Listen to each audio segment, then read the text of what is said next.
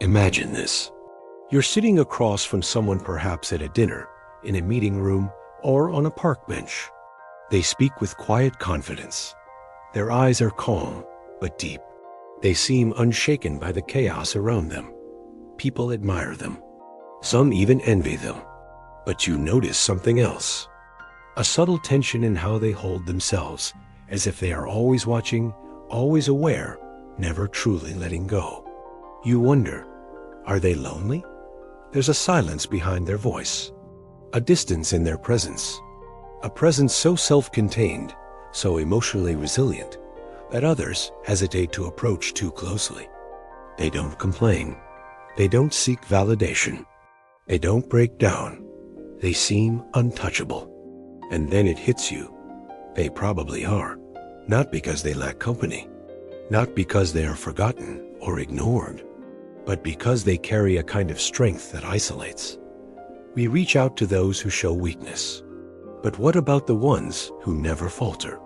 The ones who never ask for help? But what if that very strength is the reason they are alone?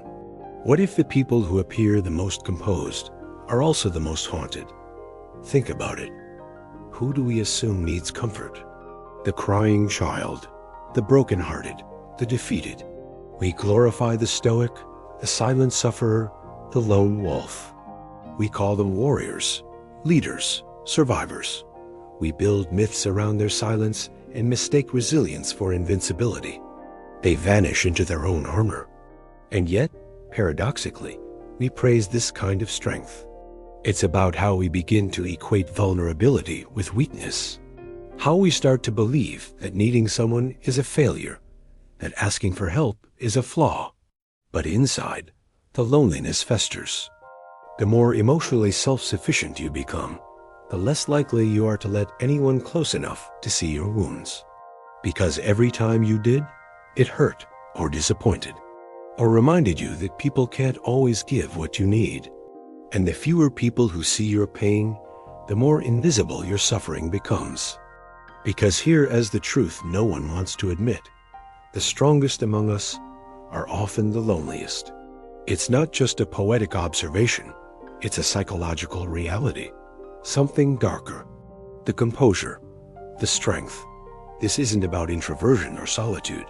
This is about something deeper. It's about the way we learn to survive early betrayals, emotional neglect, or unmet needs by building walls so high we forget we built them. And over time, the mind adapts. You stop reaching out, not because you don't want to, but because you've had trained yourself not to. So you bury it. You smile when you're breaking. You laugh when you're drowning. You nod when you're screaming inside. Are you trapped in a cycle that will never end? And the world sees only the surface. They see the mask. But beneath it all, there is a void, a hollow ache that grows louder the more you ignore it.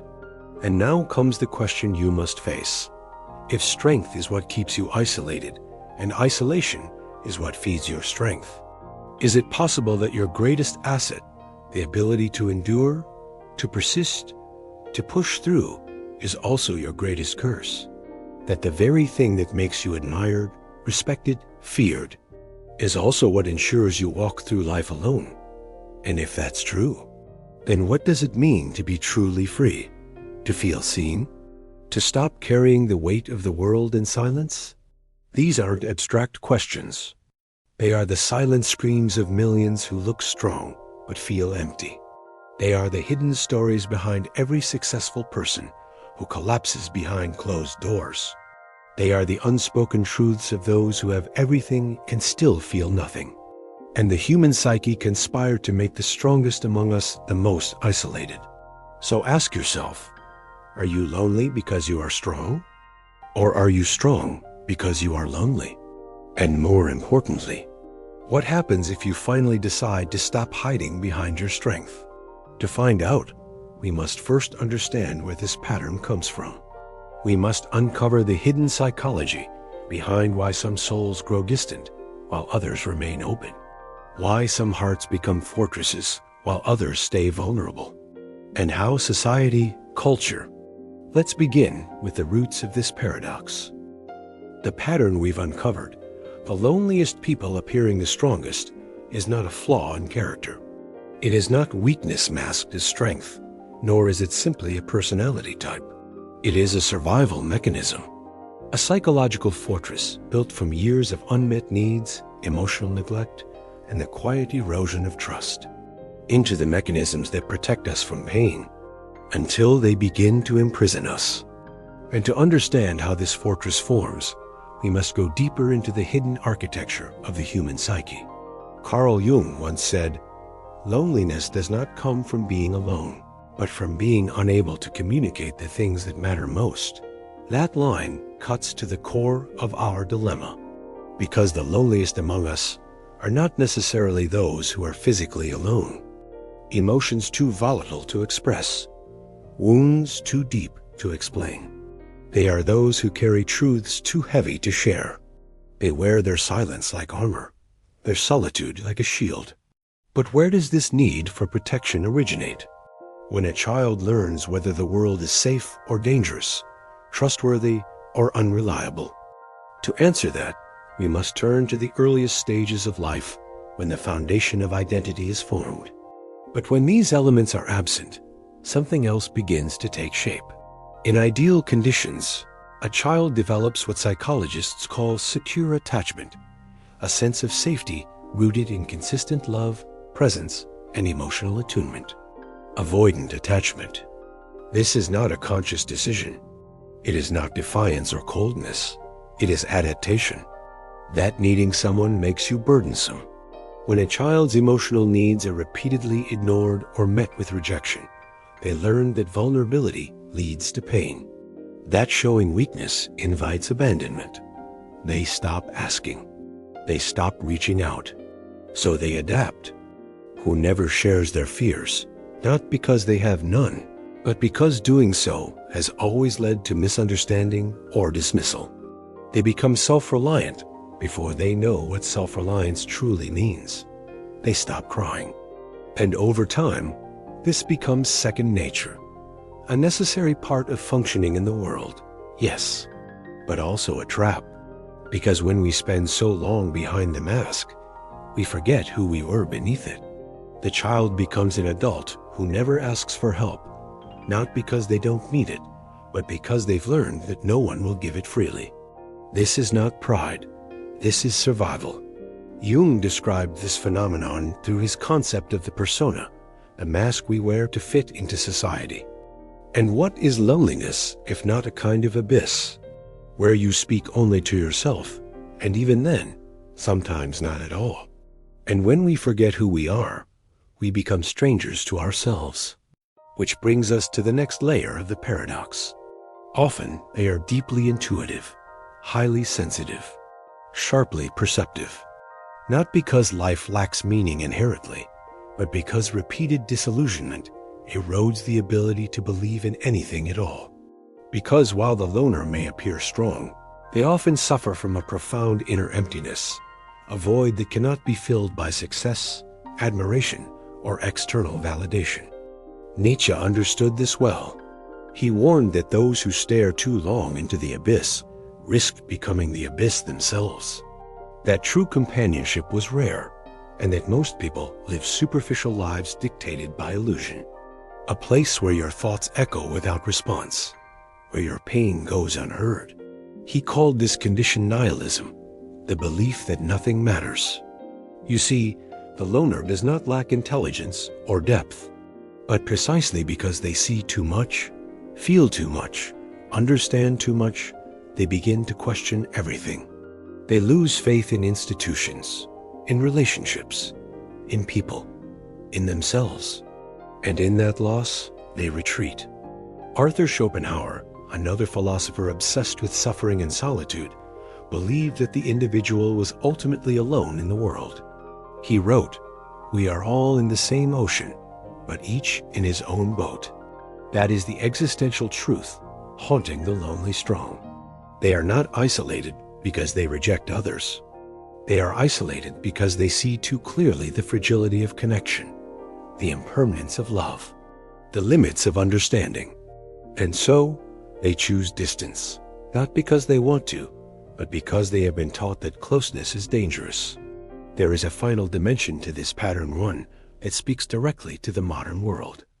Because today, we live in a culture that glorifies independence, that equates emotional restraint with maturity, that praises the strong, silent type while pathologizing sensitivity. We are told to be resilient, to suck it up, to just keep going. But what happens when resilience becomes a cage? What happens when silence becomes a habit so ingrained that it turns into a prison? What happens when we confuse numbness with peace? This is the hidden problem. Not that some people are born lonely, but that many of us are shaped into isolation by forces beyond our control, by early wounds, by cultural expectations, by the slow erosion of meaningful connection in a world obsessed with performance, productivity, and perfection. And now we must ask, if this pattern is so deeply embedded, then what unseen consequences does it create? What damage does it do quietly, invisibly to our minds, our bodies, and our souls? Let's uncover them next. The fortress of strength does not crumble overnight. It is built brick by brick, each layer reinforced by years of self-reliance, emotional suppression, and silent endurance. But just because it stands tall does not mean it is unbreakable. In fact, the strongest among us often suffer from a kind of invisible decay, one that eats away at their spirit, unnoticed until the cracks become too wide to ignore. Because while the world admires their resilience, no one sees the cost. They do not see the exhaustion that comes from never lowering their guard. They do not hear the internal war waged between the desire for connection and the fear of betrayal.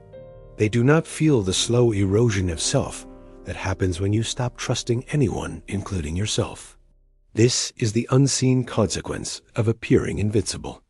You begin to lose touch with your own emotions.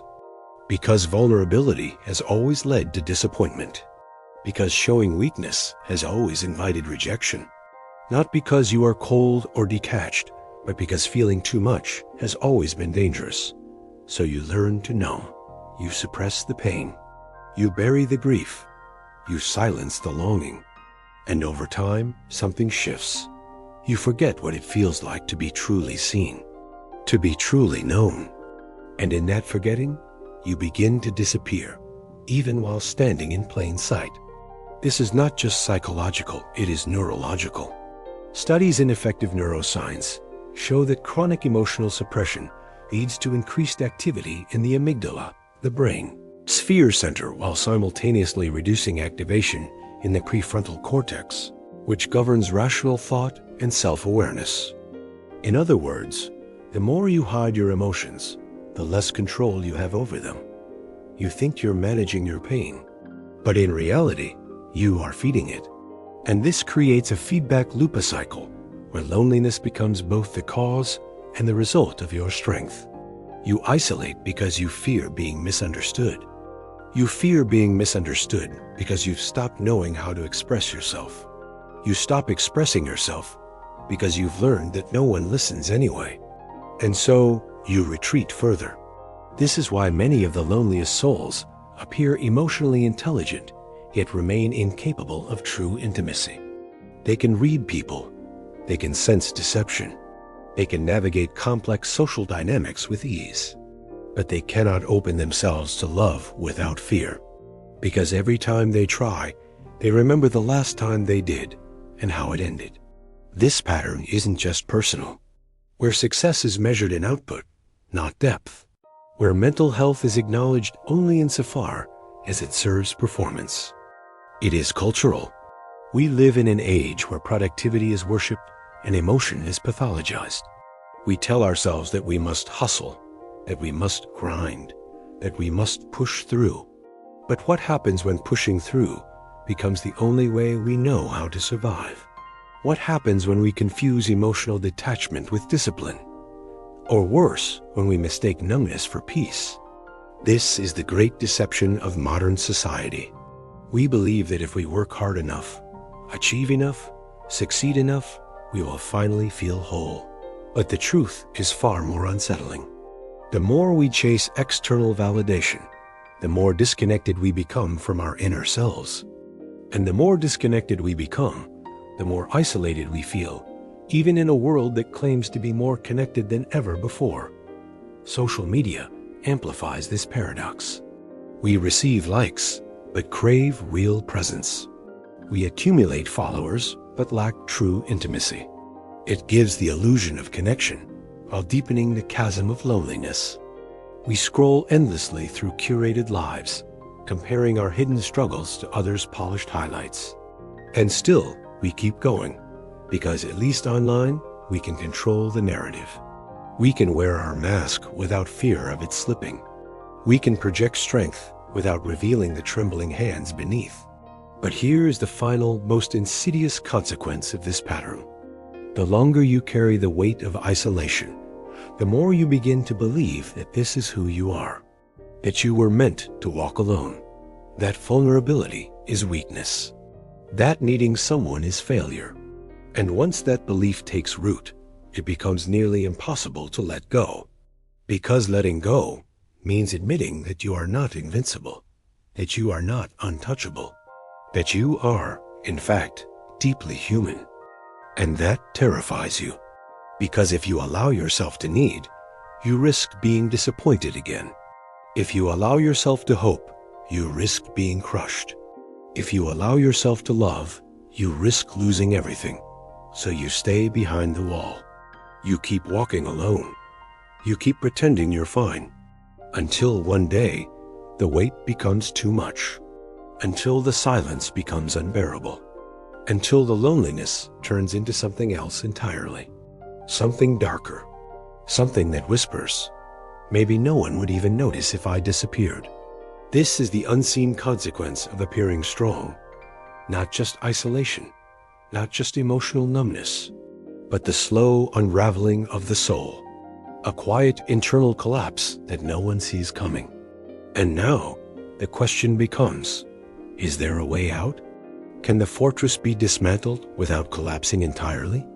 Can the lonely strong learn to let go not all at once, but piece by piece? Can they reclaim their voice, their heart, their humanity? Yes, but not through force, not through sheer willpower.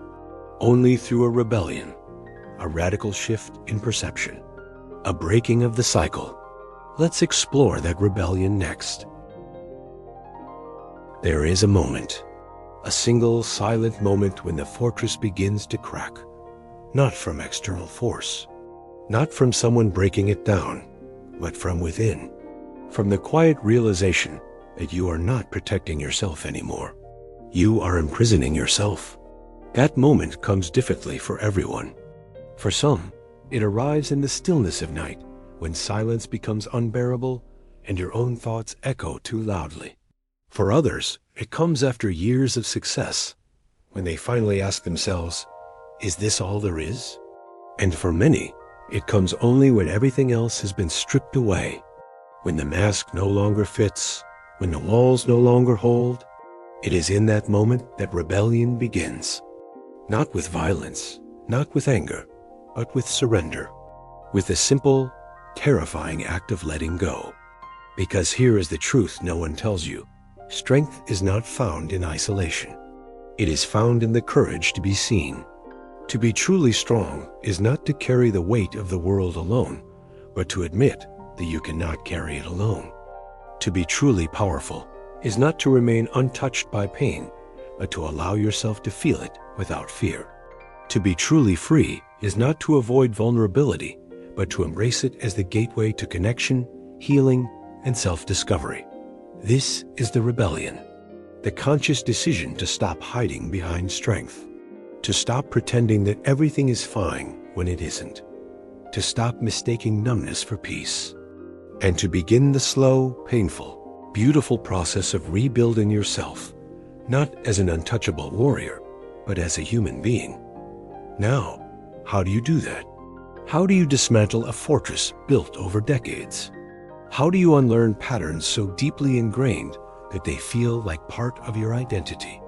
How do you reclaim emotions you have buried so deep you no longer recognize them? You start small. You begin with awareness. You sit with the discomfort of silence, not to escape it, but to understand it. You listen to the voice inside that says, "No one will understand." And instead of obeying it, you challenge it. You ask yourself, who taught me that vulnerability is weakness? When did I learn that needing someone was failure? What happened the last time I let myself be seen?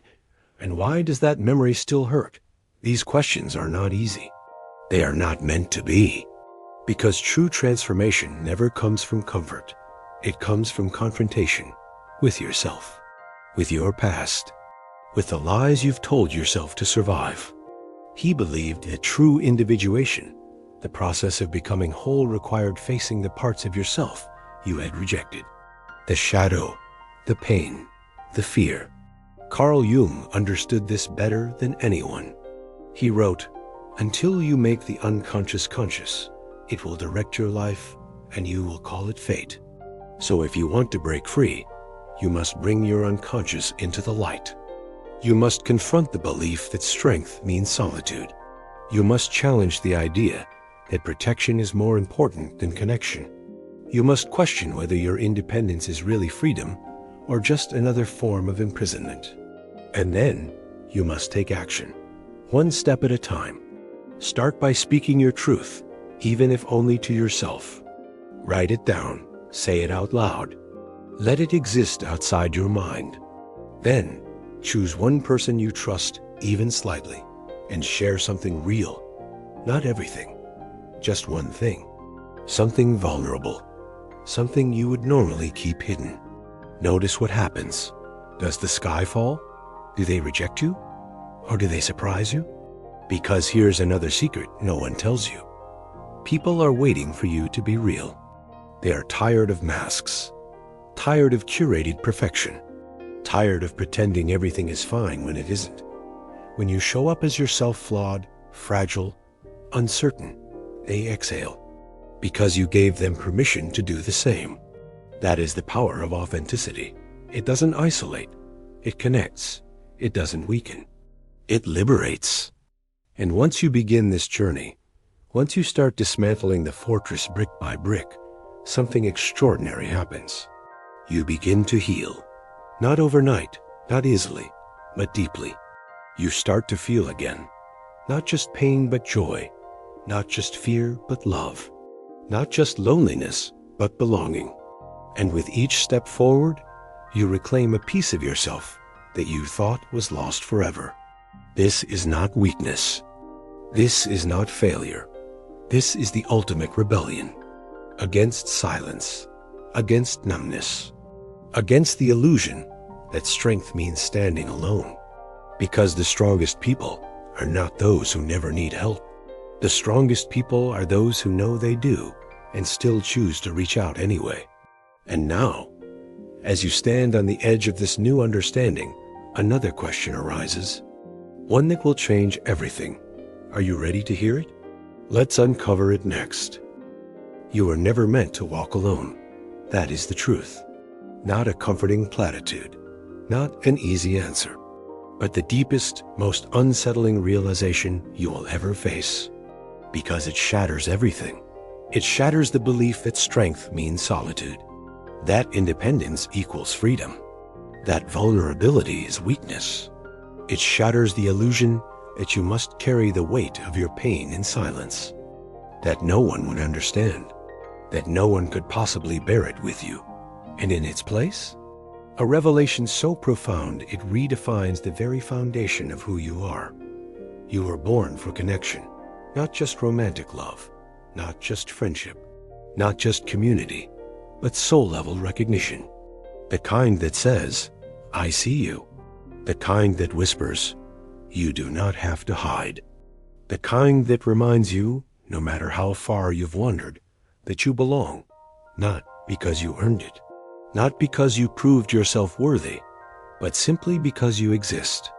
This is not spiritual fantasy. This is psychological fact. Human beings are wired for connection.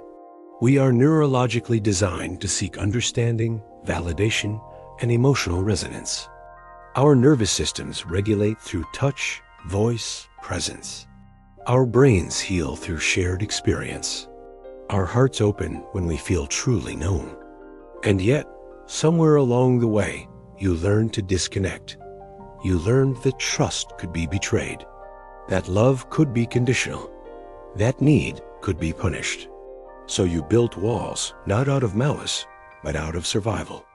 You convinced yourself that you were better off alone, that isolation was protection, that silence was strength. But now you know the cost. Now you see the emptiness behind the mask. Now you feel the weight of years spent carrying pain without support. And now comes the final, most powerful realization. You are not broken. You were never broken. You adapted. You survived. You endured. And now, at last, you can evolve. Because evolution does not mean erasing who you were. It means reclaiming what was lost. Your voice, your heart, your right to be seen, to be held, but even because of them.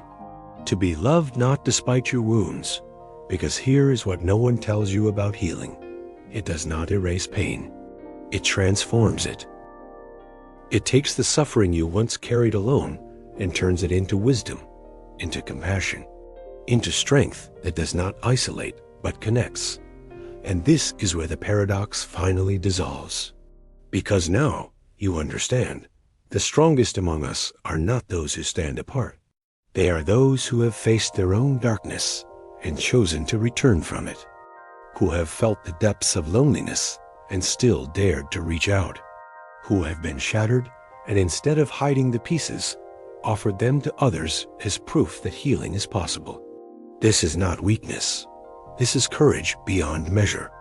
And it begins with one simple act, letting someone in, not all at once, not recklessly, but intentionally, with trust, with honesty, with the willingness to say, I don't have it all together. I'm hurting. I need help. These words may feel terrifying because they are true. And truth has power. Power to dismantle illusions. Power to awaken forgotten parts of yourself. Power to remind you that you are not alone. Even if the person you tell does not fully understand. Even if they respond imperfectly. Even if they walk away. You will have done something extraordinary. You will have chosen truth over silence. Connection over isolation. Courage over fear. And that choice, no matter how small, will begin to change everything. Because here is the ultimate truth. You are never meant to walk alone. And now, for the first time, you remember why. Because you were meant to be seen, to be known, to be loved. Not in spite of your pain, but through it. And now, as you stand on the edge of this new understanding, I leave you with only one question. Will you keep hiding behind your strength? Or will you finally let yourself be free